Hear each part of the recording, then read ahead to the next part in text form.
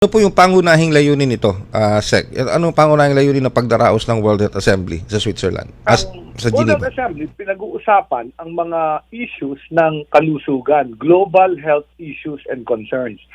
Ang pinaka-historic dito, pagkatapos ng 3 taon na aprubahan na ng World Health Assembly ng unanimous, wala pong nag-object, yung tinatawag na pandemic treaty or pandemic agreement na magtutulong-tulungan na tayo pag dumating uli ang isa pang pandemya kagaya ng COVID-19. Naalala mo siguro, Ray, nung panahon na yon, nagkaubusan ng bakuna, nagkaubusan ng PPE, kawawa yung mga bansang mahihirap kasi wala silang pambili. So maraming namatay dahil lang sa ganon. Dito sa pandemic accord or treaty, mag-aalaan ng around 10% ng mga gamit na bakuna, gamot, diagnostic, para sa mga mahihirap na bansa.